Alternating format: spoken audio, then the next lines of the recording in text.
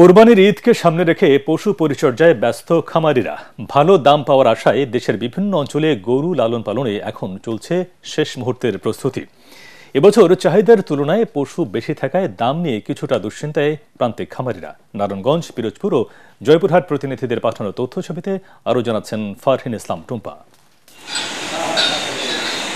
কোরবানির ঈদকে সামনে রেখে নারায়ণগঞ্জের ৪,০০০-এর বেশি খামারে প্রস্তুত প্রায় ৯০,০০০ গরু। ইতোমধ্যে অনেক খামারে আগাম বুকিং দিয়েছেন ক্রেতারা। গতবার আমি ইমপেক্স থেকে গরু কিনছি, আলহামদুলিল্লাহ গরুটা খুব ভালো পড়ছে। আবার আসছি এবার একটা গরু নেওয়ার জন্য। আমরা ঘাস খাওয়াই, কুড়াবুসি খাওয়াই, এর সাথে আমাদের কোনো মেডিসিন নাই। এবারও অস্থায়ী হাটের পাশাপাশি পশু যোগানে খামারগুলো ভূমিকা রাখবে বলছে জেলা প্রাণী সম্পদ অফিস। গত বছর প্রায় 400 থেকে 450 কোটি টাকার টোটাল একটা বাজার ছিল, কুরবানির বাজার ছিল এই নারায়ণগঞ্জে। আশা করতেছি এইবারও এরকম। পিরোজপুরের ৫,০০০ খামারে বিক্রির জন্য তৈরি প্রায় ৪৬,০০০ পশু।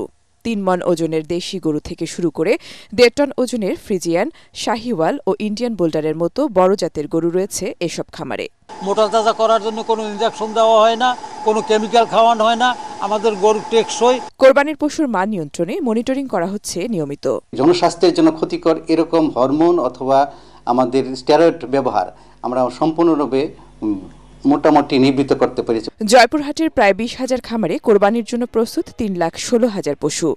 রোগবালাই এড়াতে পরামর্শ ও সহযোগিতা দিচ্ছে জেলা প্রাণী সম্পদ বিভাগ। আমরা যেভাবে গরু লালন পালন করছি, এইবার ঈদে আমরা আমাদের কাঙ্ক্ষিত দামটা পাবো। মায়ানমার বা ইন্ডিয়া থেকে যদি গরু প্রবেশ না করে তাহলে বর্তমান দেশি খামারিরা লাভবান হতে পারবে। বড় গরুগুলোর চাহিদা একটু কম, সেটা আমরা চেষ্টা করছি অনলাইন প্ল্যাটফর্ম ভিত্তিক বিক্রয়ের ব্যবস্থা গ্রহণ করে এই গরুগুলোকে বিক্রি করার জন্য।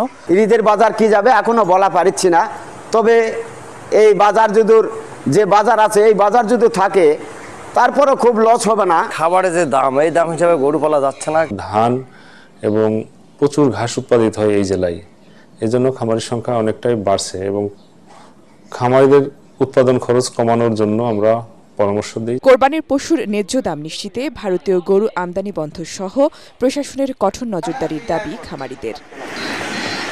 ফারহিন ইসলাম টুম্পা, এটিএন বাংলা।